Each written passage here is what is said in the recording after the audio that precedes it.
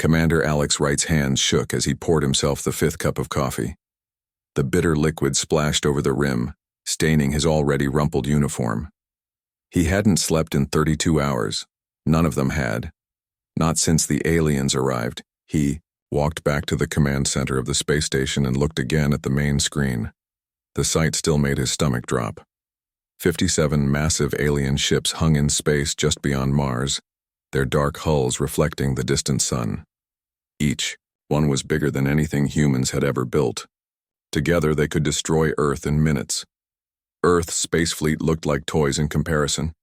Just 11 ships, hastily assembled from different countries. The Americans, Russians, Chinese, and Europeans had all sent their best vessels, but they knew it wouldn't be enough. "Sir, they're calling again," said Kathy Rivera, the young communications officer. Dark circles rimmed her eyes and her voice cracked from exhaustion. "This is the third time in 2 hours." Alex took a deep breath. "Put them on the main screen." The giant display flickered, and the alien appeared. It had a long, stretched face with skin so thin you could see blue veins pulsing underneath. Its eyes were huge and completely black with no whites at all. The translucent skin on its face glowed with strange patterns of light. "Humans," the alien said in a deep voice that the translation computer made sound almost human. "I am Emissary, Sultan of the Hegemony. Your time grows short." The entire command center fell silent. 20 men and women from different countries watched with wide eyes and pale faces. Alex stepped forward. "We received your demands, but we need more time to understand what you're asking. We've never heard of this champion thing before." The alien's skin flashed bright blue, and the computer whispered in Alex's ear that this probably meant anger or impatience. "Your ignorance is not our concern. For thousands of years, all species who wish to join the galactic community must pass the ancient rite of champion. The strong survive, the weak serve." The alien leaned closer to the camera. "Your planet has been observed for centuries. Your wars, your pollution, your endless fighting among yourselves marks you as potentially dangerous. Yet some on our council see potential in humans. So instead of just destroying us, you're giving us a chance?" Alex asked, trying to keep his voice steady. "Correct. You have 2 Earth days to select one human champion. This champion will face 3 trials: combat, intellect, and spirit. Win 2 trials, and Earth remains free. Lose, and your entire species will serve the hegemony for 1,000 years. Alex felt sweat rolling down his back. "What exactly do these trials involve?" The alien's skin pulsed with patterns that the computer identified as something like amusement mixed with scorn. "Your champion will fight our greatest warrior in physical combat. They will match wits with our most brilliant mind to solve a puzzle that has stumped the galaxy for centuries. And finally, they will have their very soul examined by our oldest and wisest member to determine if humans are worthy of freedom." The alien's face grew larger on the screen. "Choose wisely, Commander Wright. Your entire species depends on it. You have 47 hours remaining." The screen went black. For a long moment, nobody spoke. The only sound in the command center was the quiet beeping of instruments and the hum of life support systems.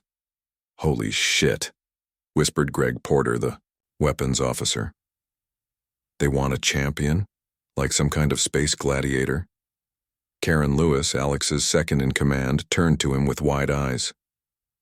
"What do we do now? How do we even begin to choose someone for this?" Alex walked to the window and looked out at Earth, a beautiful blue marble hanging in the blackness of space. 7 billion people were down there going about their lives, most still unaware of the threat hanging over them. The governments had managed to keep the alien arrival quiet for now, claiming the ships were just an unusual astronomical phenomenon. But soon everyone would know, and they would all be looking for someone to save them. "Send an emergency message to all world leaders," Alex said, his voice stronger now. "Tell them to gather their best people, soldiers, scientists, artists, spiritual leaders, anyone who might qualify. We need to find our champion immediately." Lieutenant Lewis nodded and hurried to the communication station.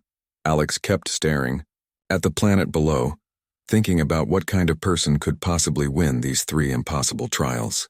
"Who do we even pick for this?" Karen asked when she returned. Our best fighter? Our smartest scientist? Some kind of religious leader? Alex shook his head slowly. We need more than any of those things alone. We need someone who represents the best of humanity. Someone who can show these aliens what humans are truly capable of.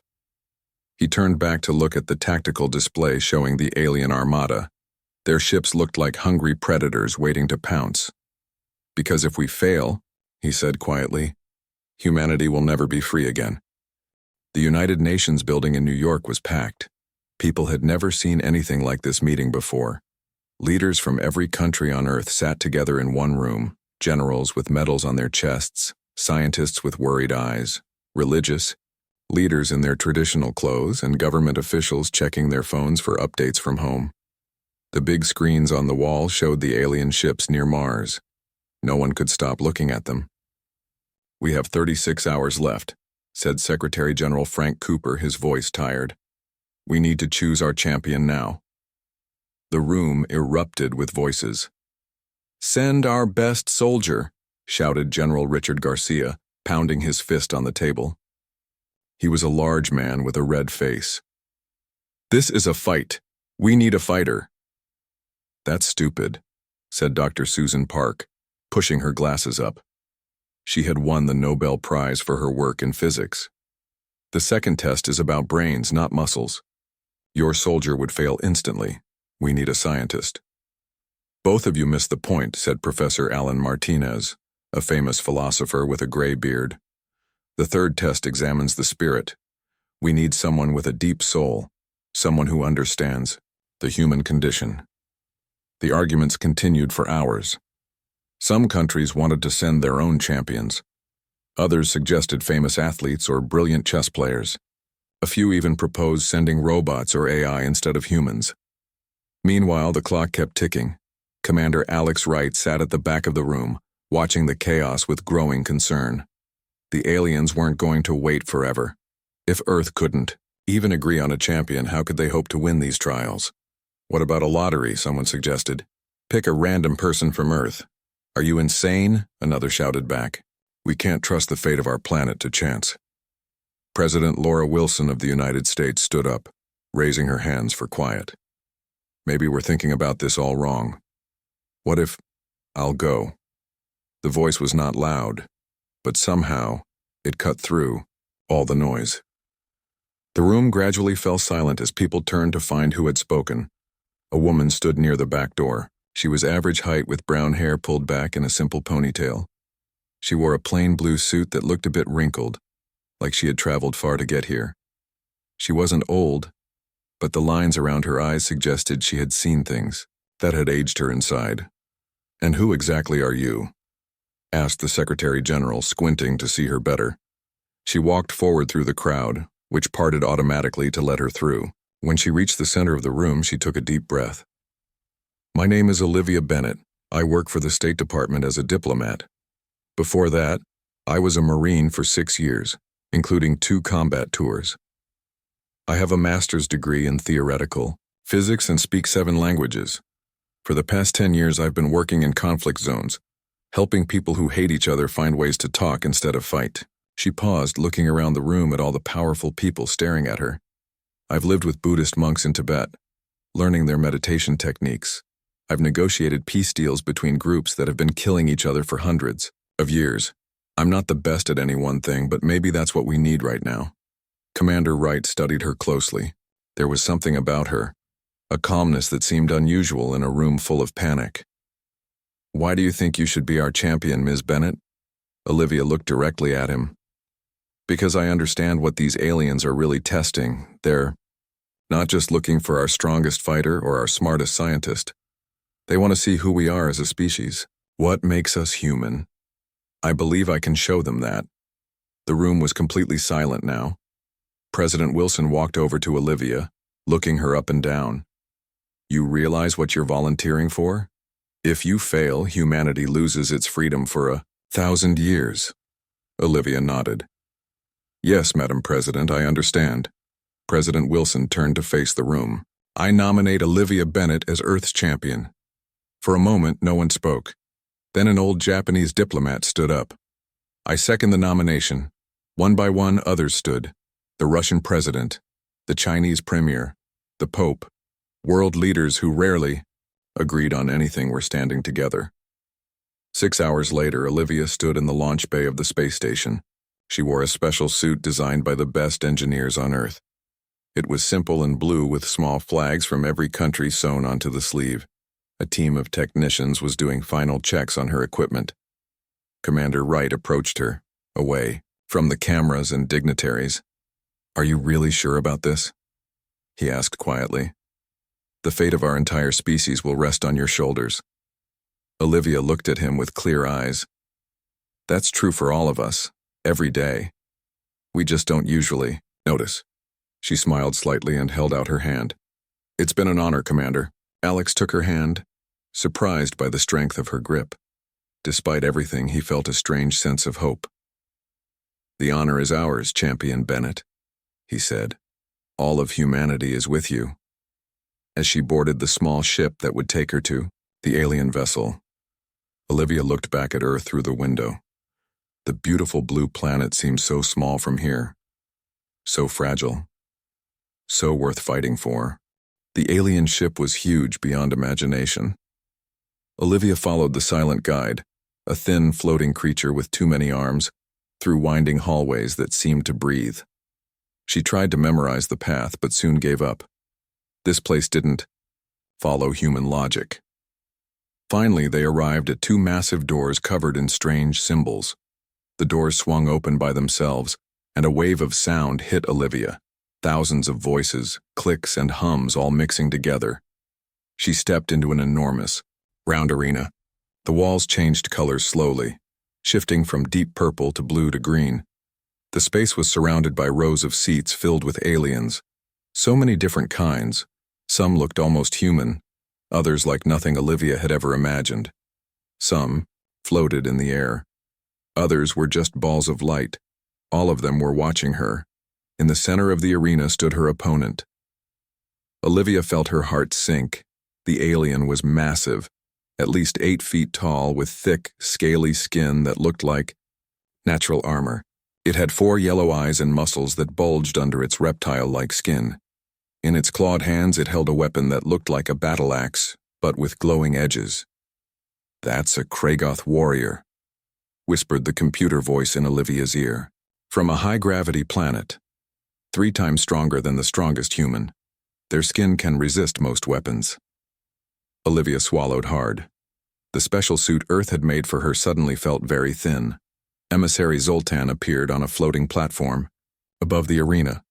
His translucent skin glowed bright blue as he addressed the crowd. "The first trial is combat," his voice boomed. "Champion Olivia Bennett of Earth will face Champion Kragoth of Nexus Prime. Victory comes by surrender, or when one fighter cannot continue.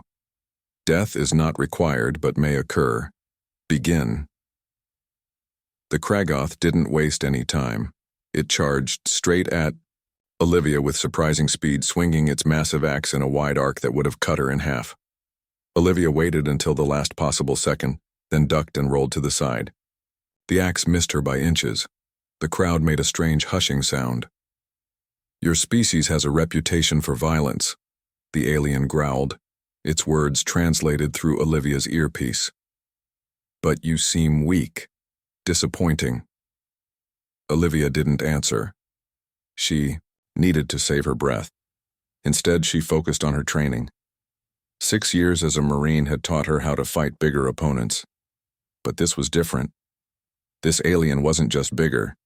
It was built for combat in ways humans weren't. For the next 15 minutes, Olivia kept moving. She dodged attack after attack, never staying still, never letting the Kragoth corner her. The crowd grew quieter, watching with what seemed like growing interest as the small human continued to survive. The alien was getting frustrated. Its attacks became wilder, less controlled. Olivia noticed something important. After certain movements, the Kragoth's left side moved a bit slower. Earth scientists had studied the alien biology from scans, and Olivia remembered something from her briefing. A nerve cluster under the left arm, similar to a pressure point on humans. She needed an opening. The Kragoth charged again, swinging its axe down in a powerful blow. Instead of dodging completely, Olivia twisted just enough for the axe to miss. She was dangerously close now. "Stop running, human," the alien roared, raising its axe again. That was the moment. As the Kragoth lifted its arm, Olivia struck with all her strength at the exact spot under its left arm. Her fist, powered by the suit's enhancements, hit the nerve cluster perfectly. The alien's entire left side froze in shock. Its arm wouldn't respond.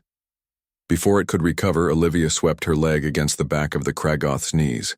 The giant creature, unbalanced and confused, crashed to the ground. In one fluid movement, Olivia positioned herself behind the fallen warrior. She applied pressure to its neck in exactly the way her trainers had shown her would work on this species. "Yield," she said calmly, pushing just hard enough to make her point. She could break the alien's neck from this position, and they both knew it. The arena went completely silent. Every alien was frozen, watching. Nothing like this had ever happened before. A Kragoth warrior had never been defeated by a species as young as humans. For several long seconds, the only sound was the Kragoth's heavy breathing. Then, finally, it spoke. "I yield," it growled. Olivia immediately released her hold and stepped back. Then, she did something that surprised everyone. She held out her hand to help the fallen warrior up. The Kragoth stared at her outstretched hand in confusion. Then slowly, it reached out and accepted her help. As Olivia pulled the massive alien to its feet, a strange sound rippled through the audience, a mixture of clicks, hums, and whispers that the translation computer couldn't interpret. On his Carsunday observation platform, Commander Wright watched with wide eyes. Then he turned to Lieutenant Lewis beside him. "Did you see that?" he whispered. "She didn't just win, she showed mercy." "Is that good?" Karen asked, glancing nervously at the aliens around them. "I think," Alex said slowly, watching the reactions. In the crowd, "I think that might be exactly what they needed to see." Emissary Zoltan floated down to the arena floor. His skin was pulsing with colors Olivia had never seen before. "The first trial is complete," he announced. "Earth's champion is victorious." As Olivia was led from the arena, she heard the Kragoth call out behind her. "Human! Olivia Bennett of Earth!" She turned. The alien pressed its fist to its chest in what was clearly a gesture of respect. "You fight well," it said simply. "Your planet should be proud." One down, Olivia thought. 2 more to go. After the combat trial, Olivia was given 3 hours to rest. She sat in a small room on the alien ship, drinking water and eating the special food Earth had sent with her. Her muscles ached from the fight, but her mind was already focusing on what would come next. There was a soft humming sound and a door appeared in the wall where there had been none before. A small alien floated into the room. It looked like a jellyfish made of glass with dozens of thin tentacles that glowed softly. "The second trial awaits," it said in a musical voice. "Please follow." Olivia stood and followed the floating creature, through passages that seemed to bend in impossible ways. Sometimes they walked on the walls or ceiling, but gravity shifted so it always felt like the floor. Finally, they arrived at a room unlike anything Olivia had ever seen. The space made no sense to human eyes. Staircases went up, then curved back on themselves and went down. Doorways opened onto other rooms that somehow seemed both far away and right there at the same time. The walls were covered in symbols that moved and changed as she watched. In the center of this impossible room floated a strange being. It had no body, just a large mass of brain-like tissue suspended in a glowing bubble. Tiny electrical sparks jumped across its surface constantly. "This is Neth," said her guide. "A member of the nth species. They are the greatest mathematicians and philosophers in the galaxy." Emissary Zoltan appeared, stepping through a doorway that hadn't been there a moment before. "The second trial tests not just knowledge but true understanding," he explained. "Both you and Neth will attempt to solve the paradox of divergent realities, a problem that has remained unsolved for 12,000 years. A hologram appeared, between Olivia and the brain creature. It showed complicated equations and symbols that shifted and changed. Some looked a bit like the advanced physics Olivia had studied in college, but much more complex. Others were completely alien. This represents the foremost unsolved problem in transdimensional mathematics. Neth spoke directly into Olivia's mind. The voice was calm and genderless. Many brilliant minds have tried to solve it and failed. Olivia stared at the equations, feeling a cold knot of fear in her stomach. This was far beyond human science. Earth was counting on her, but how could she possibly compete with a being whose entire existence was devoted to pure thought? She forced herself to breathe slowly. "Can you explain the basic principles of the problem?" she asked, playing for time while she studied the patterns. Neth seemed pleased by the question. The paradox concerns how reality branches at certain decision points, creating multiple timelines. The mathematics attempt to predict and map these divergences, but always fail at the quantum level. As Olivia looked at the shifting equations, something began to feel familiar. Not the specific math, which was far beyond her knowledge, but the shape of the problem itself. It reminded her of work she had studied about quantum entanglement and Einstein's field equations, but taken to a level she had never imagined. And then she saw something. Not a solution exactly, but a different way of looking at the problem. "Wait," she said slowly. "The entire approach is backwards." The alien audience, which had been quietly watching, went completely silent. "Explain," demanded Neth, its neural tissue pulsing with interest. "You're assuming that reality starts from a single point and then splits into multiple streams," Olivia said, pointing to a specific group of equations. "But what if it's the opposite? What if multiple realities actually come together at certain points?" She stepped closer to the hologram and began rearranging the symbols. Her hands moved through the projection, which responded to her touch. She didn't understand all the alien mathematics, but she understood the concept. It's not about solving the paradox. It's about recognizing that what looks like a paradox from one direction becomes perfectly logical from another perspective. Olivia continued adjusting the equations, working more from intuition than knowledge. If we flip the perspective, then multiple possible realities don't branch out from decision points. Instead, they converge at certain nexus events. The hologram shifted, the equations rearranging themselves based on her new approach. Instead of an unsolvable mess, they began to form a beautiful, harmonious pattern. The room was absolutely silent. Neth's brain-like form pulsed with rapid electrical patterns as it processed what Olivia had done. "In 12,000 years," the alien finally said, "no one has approached the problem from this perspective. All tried to solve the paradox directly. None thought to question the fundamental assumption." The brain creature floated closer to Olivia. "Your solution is elegant, not complete, but it opens a path that no one has seen before. It will take centuries to fully explore the implications." Neth turned toward Emissary Zoltan. "I concede this trial to the human. Their species thinks differently than ours. This is valuable." In the observation room, Earth scientists were frantically recording everything they had just witnessed. The mathematical concepts Olivia had just pioneered would revolutionize human physics if Earth survived this encounter. "That's 2 for 2, Karen Lewis whispered to Commander Wright, unable to hide her excitement.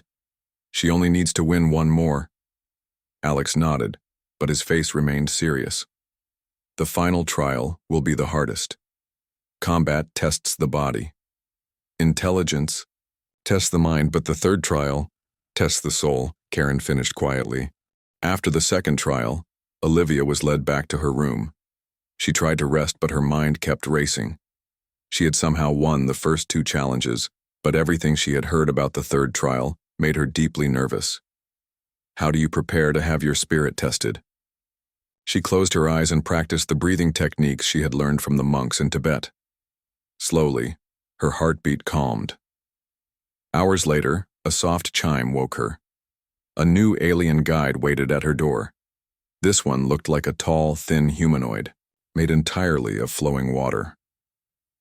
"It is time," the liquid being said, its voice somehow both bubbling and clear. Olivia followed the guide into a part of the ship she hadn't seen before. The corridors here were wider and seemed older somehow, as if this section had been built long before the rest. They stopped at a simple round door made of what looked like wood. It had no handle or control panel. "The Elder awaits," said the guide, and then it simply melted away into the floor. The wooden door swung open by itself. Olivia took a deep breath and stepped through. Inside was nothing. Literally nothing. No walls, no ceiling, no floor. Just an endless expanse of empty space that stretched forever in all directions. And yet somehow she was standing on something solid. "Welcome, Olivia Bennett of Earth." The voice came from everywhere and nowhere. Then in front of her a form began to take shape. It started as a simple point of light that grew and expanded until it became a glowing figure, roughly the size and shape of a human. But it wasn't human at all. It was pure energy, constantly shifting and flowing. "I am Aeon," the being said. "I am one of the eldest members of the hegemony. I was old when your ancestors were still swinging in trees." Olivia tried to stay calm, but the presence of this being made her feel incredibly small and young, like a child facing a mountain. "What do I need to do for this trial?" she asked, her voice sounding thin in the endless space. "The trial of spirit is not about winning or losing," Aeon said, its voice both gentle and powerful. "It is about truth. Here, there can be no hiding, no pretending to be something you are not. I will look into your species' soul through you, and I will judge what I find there." Before Olivia could respond, she felt something touch her mind. It wasn't painful, but it was unstoppable, like a wave washing over her. Suddenly, images began flashing through her consciousness. She saw moments from human history, great achievements alongside terrible mistakes, the building of the pyramids, the burning of the Library of Alexandria, Mozart composing by candlelight, soldiers marching into senseless wars, the first steps on the moon, children starving while others had too much, great works of art, horrible acts of cruelty, all of human history flowing through her mind. "Your species is contradictory," Aeon observed, its light pulsing with each word. "You create incredible beauty, then destroy each other over small differences. You can sacrifice everything to help strangers, then ignore suffering right in front of you. How can such opposite things exist in one species?" Instead of trying to explain with words, Olivia opened herself completely to the connection.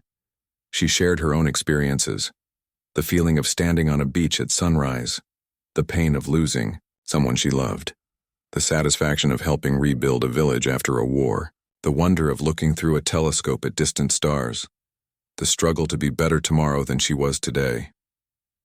"This is humanity," she projected through their mental link. "We contain all these contradictions. We fail, we fall, we make terrible mistakes, but we learn, we grow, we try to be better. Our contradictions aren't our weakness, they're our strength. We understand darkness because it exists within us, which makes our choice to seek the light more meaningful." For what seemed like an eternity, Aeon was silent. The being's light shifted through colors Olivia had never seen before. "In all my existence," it finally said, "I have rarely encountered a species so aware of its own flaws, and yet so determined to overcome them. You do not deny your darkness, nor do you surrender to it. Most fascinating." The energy being moved back slightly. "The trial of spirit has no winner or loser, only truth revealed.